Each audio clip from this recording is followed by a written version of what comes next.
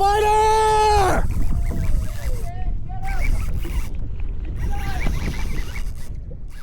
Welcome to another video on tuna no crust fishing. I hope you've enjoyed the Excel video series that I just finished. A really popular question that I got in the comment section was, what gear was I using when I was catching all these bluefin? So I wanted to go over what I use now and what I used to use, some of the jigs and the different things that I feel helps me be successful when I'm on these trips. So first thing I want to mention is that everything that I'm going to show you today is something that I bought.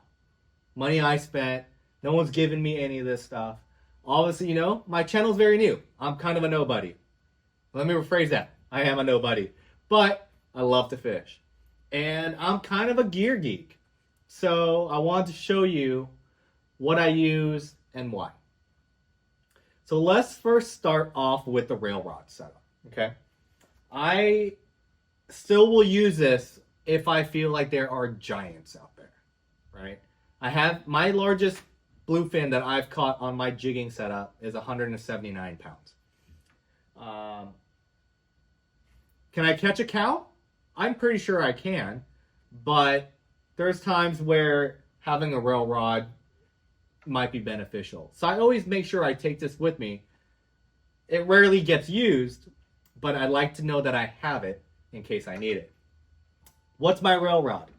My rail rod is a Makyra 16 on a United Composite 7'6" Viper.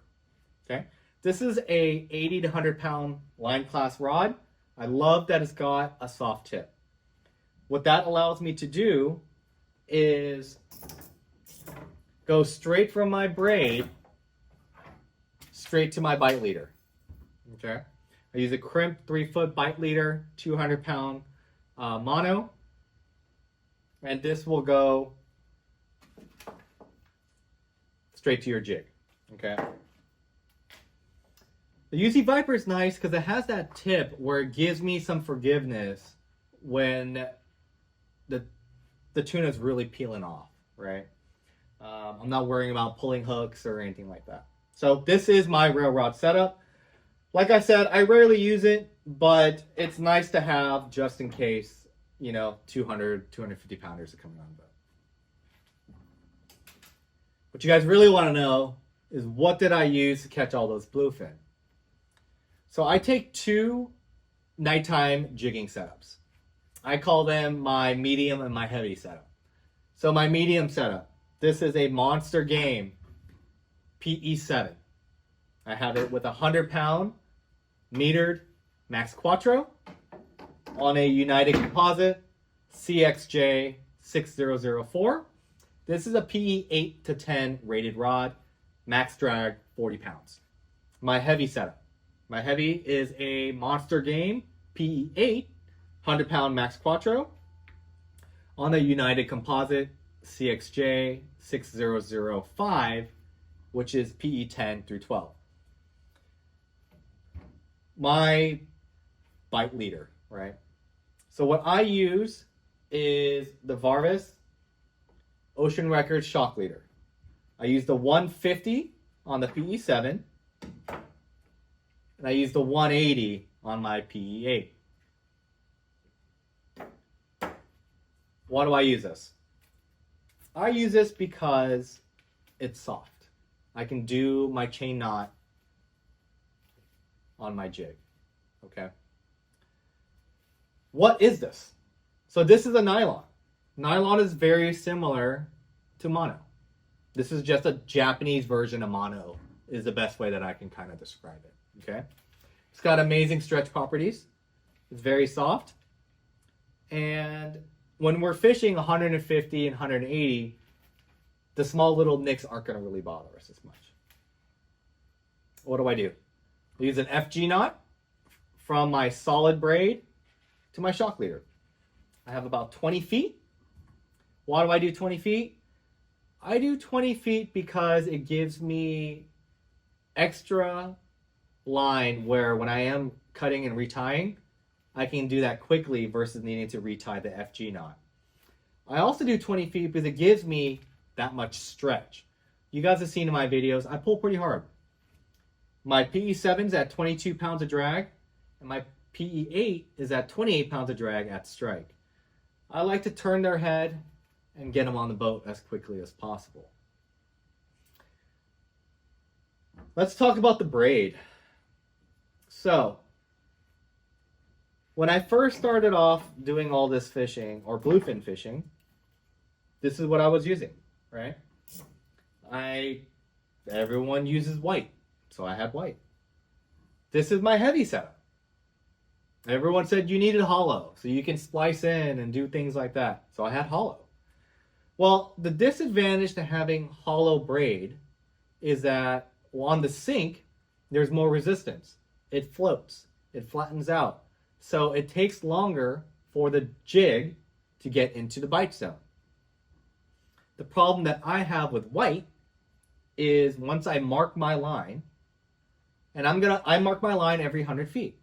Well, let's say you get in a tangle. It's gonna happen, right? We get in tangles all the time on boats. And you lose some line. Well, now your 100-foot mark that you spent all that time doing is no longer accurate. It's 50 feet. You may lost 150 feet.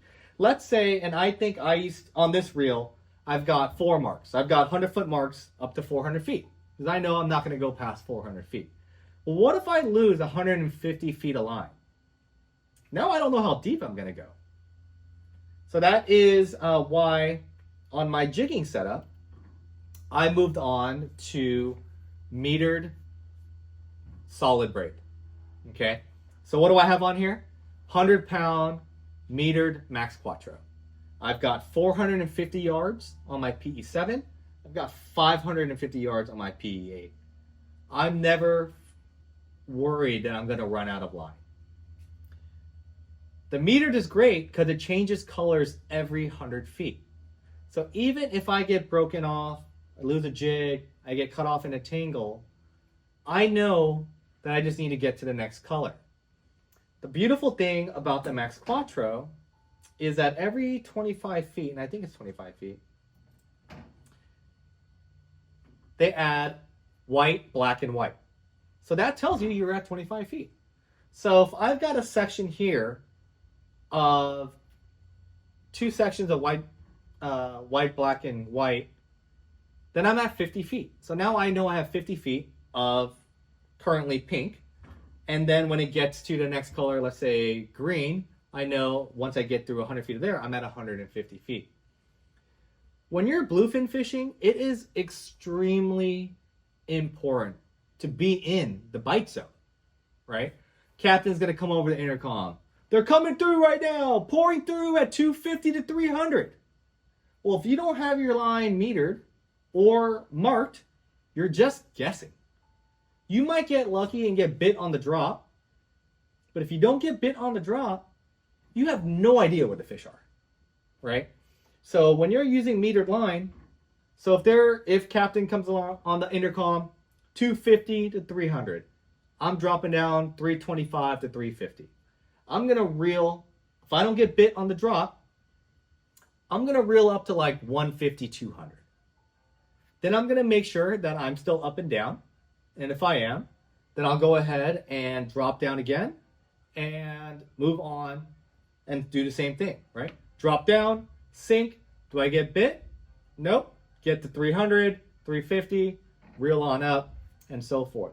I'll probably do that like 2 or 3 times, and you've kind of noticed that probably on that Excel video. And then I will reset because I'm no longer up and down. When you get scoped out, and you'll hear that a lot, that term a lot, reel in, you're getting scoped out. What that means is you're no longer up and down. You're on the boat, you're out here like this. So if this was 300 feet and you're scoped out, well, you're no longer where the fish are at. You're only 150 feet out, or 150 feet down, I mean. You're still 300 feet out, but 150 feet down. You're never gonna get bit this way. So what do? You reel it up, then you reset. You wanna make sure that when those fish are pouring in under the boat, that you're at the right depth so you can get bit. what kind of jigs do I use? Most of you guys have noticed I'm a big West Coast Jiggers fan, okay? James and Mike, they're probably the nicest two guys that I've ever met. They will spend time with you to answer questions, give you advice. They cheer you on. They're just incredible guys. HD 250 is what I use on my medium setup. HD 350 is what I use on my heavy setup. You can see the size difference between the two. Okay. If it's ripping out there, you're using a 350, right? Because you still need to get to the zone. What is the importance of the weight? The weight is, one, getting you down to the zone faster. But if there's a lot of current, it's going to prevent you from getting scoped out, and it's going to drop faster, right? Other than the West Coast jigs, what other jigs work really, really well? The SK jig is, she just works, right? This is a jig that's been working for probably the last like 10 years. I don't know about you, but I probably have like 20 flat falls at home.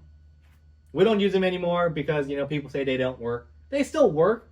They just flutter and take a long time to get into that zone. And so they've kind of been benched, right? But the SK jig still works incredibly well. Another jig that I have in my arsenal, Rip Roller. Okay? These super popular. You can get them everywhere. My issue with the Rip Roller, these hooks are terrible. They may just jig to catch rockfish, right? Now we're catching bluefin, you know, 200-pound bluefin, 100-pound bluefin. These hooks are not made to catch a 100-pound bluefin. So what do you need to do? You fish a Rip Roller, you need to change your hooks. If you buy West Coast jigs, you can get them rigged, or if you get them unrigged, you got to put hooks on them. The SK stock hooks are great. Suteki, BKK. I get hooks made by Jano, who makes my rods for me. Using the right hook is going to be important because let's be realistic. You only might get one shot at them. You're really going to chance it because you want to save $10? For me, I make sure my knots are good. I double, triple check them.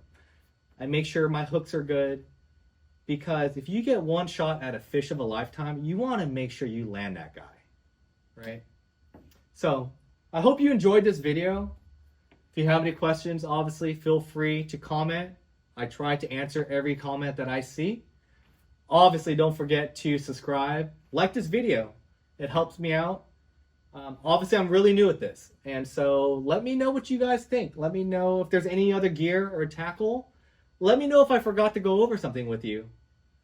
And I'll be happy to either make another video or answer that question in the comments. Otherwise, hope you guys have a great day. And I hope to share the rail with you one night.